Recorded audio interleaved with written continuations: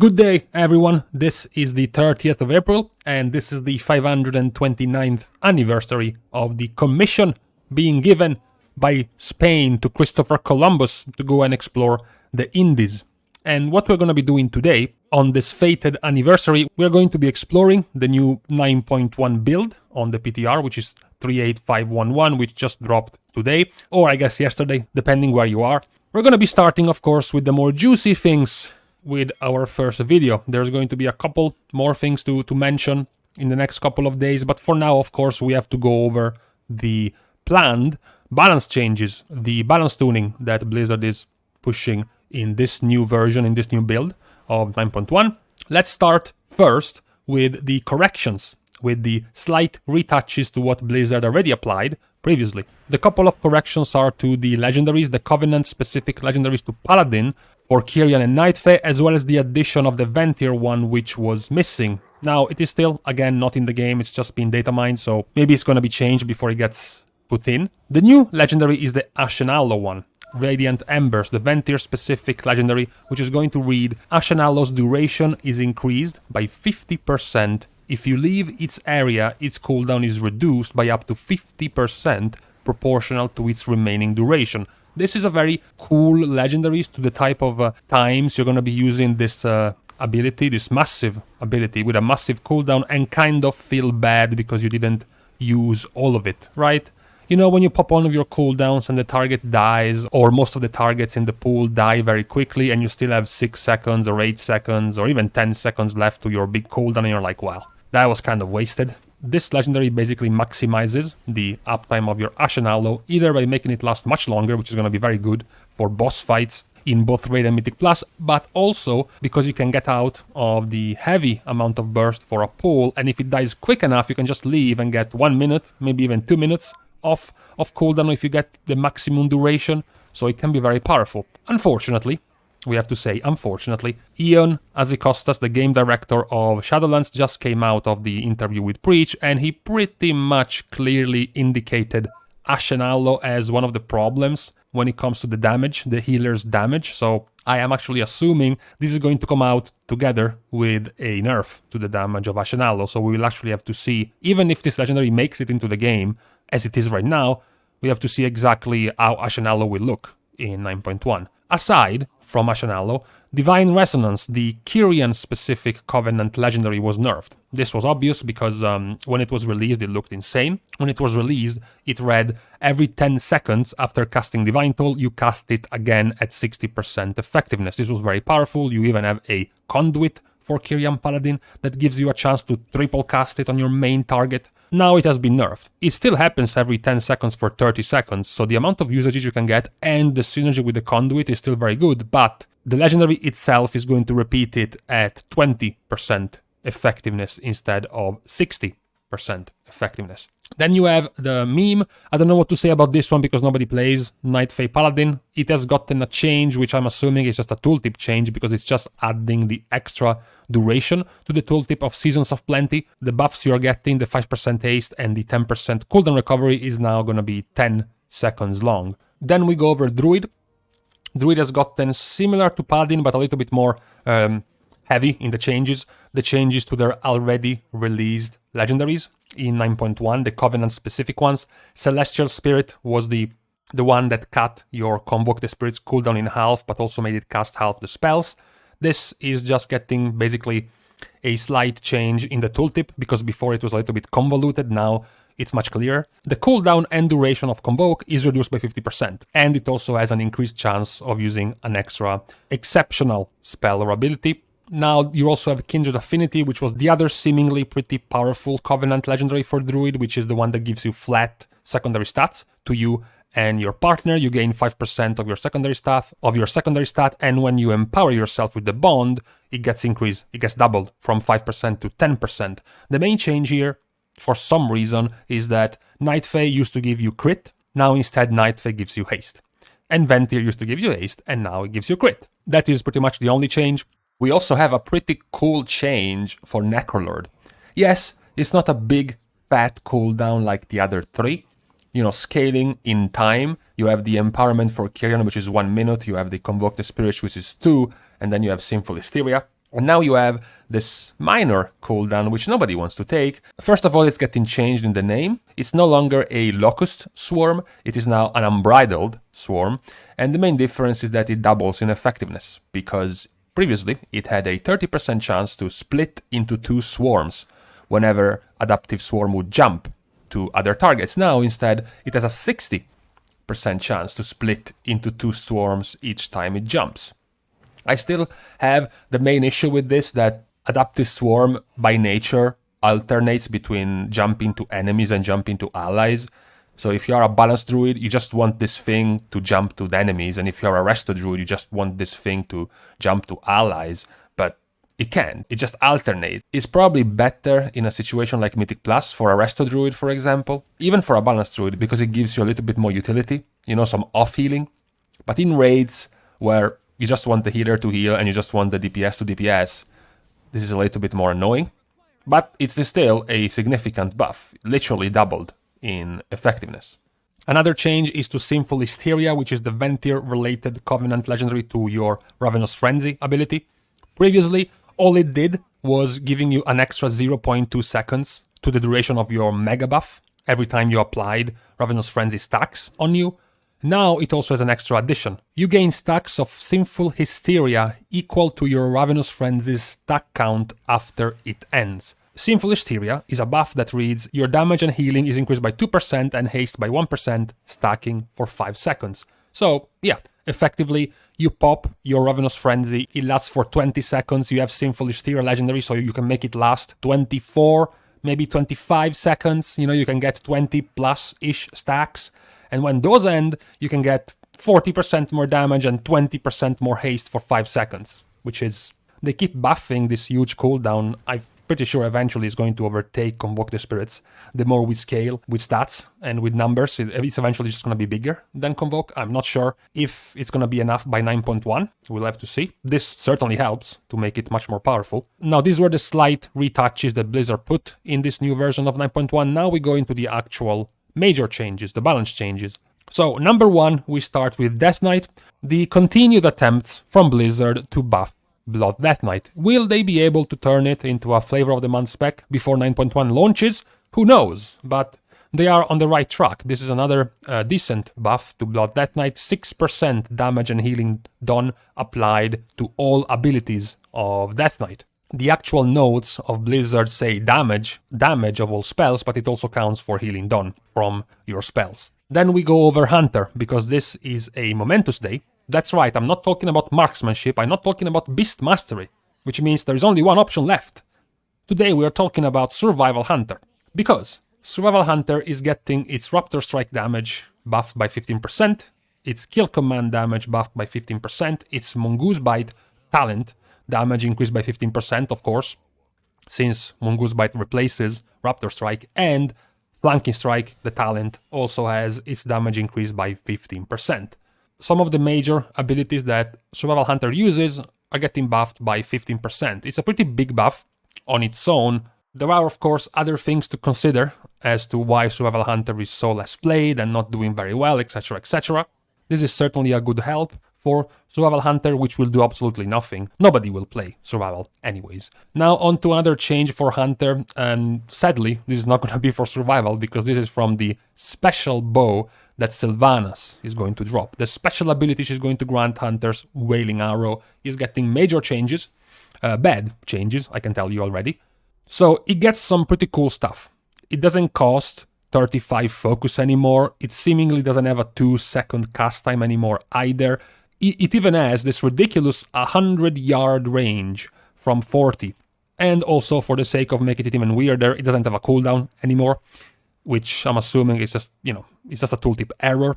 What isn't a tooltip error, and why I said it's a pretty big nerf, is because the damage has been changed. The damage before was 225% of your attack power per Wailing Arrow, which is almost as much as an aim shot, and now it's got nerfed to 92.5% of your attack power, so pretty big nerf to this ability. Whether or not you're even gonna get this ability from the Sylvanas bow anyways, but still, it's getting nerfed. Then we have the 2 major specs being changed in this iteration of the PTR for 9.1, which are which are Shadow Priests and Affliction Warlocks. So Blizzard is trying to push back this sort of rework to Affliction and Shadow. Both of them always used to be these multi-dotting specs, very powerful in multi-dot cleaving scenarios, but with Shadowlands they got way more funnel specific for single target. They got much stronger at doing consistent single target and much less at doing multi-dotting, much less at doing cleave with their dots. These changes seem to be pushing them towards that direction again. It doesn't look like Blizzard is too happy with the changes they applied to Shadow Priest and Affliction at the start of Shadowlands. So Priest, before we go over Shadow, Clear Mind, one of their conduits, has gotten nerfed by 25%, which is interesting because Clear Mind is the Dispel and Master Spell cost discount, which can get up to 30% mana discount. It's getting nerfed by a bunch. Besides that, the changes to Shadow Priests are as follows. Shadow War Pain and Vampiric Touch both have their damage increased by 25%, at the cost of Devouring Plague having its damage reduced by 18%. Additionally, Shadow Flame Prism has gotten its damage nerfed, as well as Talbadar's Stratagem is getting the Mind Blast damage, bonus damage it can give you, reduced by 8%. Now, these changes are obviously very big. Shadow War Pain and Vampiric Touch are no longer doing much of any damage at all. Shadow War Pain and Vampiric Touch combined on single target can barely do a third of the damage of Devouring Plague. So nerfing Devouring Plague by 18%, you're basically nerfing it by 5 or more % of your total damage, whereas buffing both Shadow War Pain and Vampiric Touch, you're going to be giving them 3% maybe extra damage, something like that, barely. So this is a single target damage nerf. Obviously the value is going to increase in multi-target, clearly. So it's just going to lower the effectiveness of Shadow Priest in single target and increase it whenever there are multiple targets. That also, more importantly, can stay alive for a pretty extended period of time to let the dots do their work. Now, Warlock, Affliction, is getting a change that is somewhat similar, because Affliction is also on a similar note to Shadow. They're actually kind of similar in the way they work. They have a ton of dots they can put on multiple targets, but in the end, what matters to them is Devouring Plague and is Malefic Rapture. So what happens to Affliction is that Corruption gets a 15% more damage buff. Seed of Corruption has its damage increased by 25%, so their damage is increased. They have already gotten a nerf previously to their... They have also gotten a while ago their Agony nerfed, and their Corruption was already buffed. So this is another buff to Corruption, which is the easiest of the dots of Affliction Warlocks to spread around. Now, the more interesting part, there are going to be some changes to Affliction for their Conduit and for their talents. So what's happening to their Conduit is that Cold Embrace is removed. Cold Embrace was the conduit which increased the effectiveness of Shadow Embrace. Why is it getting removed? It's getting removed because this is going to be a new talent. That's right. Shadow Embrace is now a talent, and it's going to take the place of Dark Caller. Dark Caller, on the other hand, is going to go and become one of your new passives. So Affliction Warlock used to have Shadow Embrace in this expansion as a new passive, which just flat out gave you 9% more damage on single target forever. As long as you casted 3 Shadow Bolts or Drain Souls on the target, you just kept that up all the time. That is no longer a passive, which means you can no longer have a conduit. You can't have a conduit that only affects one of your talents. So Cold Embrace gets removed. The replacement is going to be Withering Bolt, the new conduit. Of course, if you already have Cold Embrace, it's just going to turn into Withering Bolt. What Withering Bolt does is makes your Shadow Bolt deal 33% more damage. Of course, Shadow Bolt or Drain Soul deal 33% more damage based on how many dots you have on the target. This is very likely wrong in the terms of the numbers, because right now you can have Agony, you can have Corruption, you can have Siphon Life. That's already, 100% more damage. Your Drain Soul can do up to 7 to 8% damage on single targets, so this would mean doubling that damage, which is insane. It's obviously not going to go live in this version. This conduit is not going to go live like this, but you can get the idea, right? Increasing the damage of your filler spell, Drain Soul or Shadow Bolt. Now, the main change, as I mentioned, is the fact that Dark Caller, which is the talent that reduces the cooldown of your, Dark Glare by 1 minute, is now going to be baseline, which simply reads your Dark Glare now as a 2-minute cooldown. Now, this on its own, before considering anything else, on a vacuum is extremely powerful, because one of the biggest issues for Affliction Warlocks was something similar to Balanced Druids. 2-minute cooldown on Convoke the Spirits and Dark Soul Misery, and then 3-minute cooldown on Celestial Alignment or Dark Glare. Now, with this new passive you're getting, your Dark Glare will always line up with Dark Soul Misery, which is very, very powerful. There is a problem though. When you look at this, nobody was picking Darkholder when it was a talent. Everybody was picking Haunt. Now you will have a situation where Shadow Embrace is going to be in the same talent row as Haunt. And it's pretty hilarious, because when you read both of the talents, Shadow Embrace gives you 9% more single target damage, and Haunt gives you 10% more single target damage. And that's it. That's all there is. Of course, in multi-target, keeping up multiple iterations of Shadow Embrace is going to be easier, because of course Shadow Embrace, it has no cooldown. As long as you're casting Shadow Bolt and Drain Soul, you are reapplying Shadow Embrace, whereas Haunt has a 15-second cooldown, so it's gated by that. So now, obviously, with this, Shadow Embrace becomes a clear multi-target talent, because on single target, you will just pick Haunt. It's just stronger. In multi-target situations, then Shadow Embrace is gonna take over, which is, I'm guessing, again, the idea that Blizzard has towards Affliction Warlock, trying to tone down the damage of Malefic Rapture, more damage on the dots, buff Corruption again, give them a more clear multi-dotting talent in their talent rows. We will still have to see exactly how much of a benefit it's going to be to have a permanent 2-minute Dark Glare always lining up with Dark Soul Misery.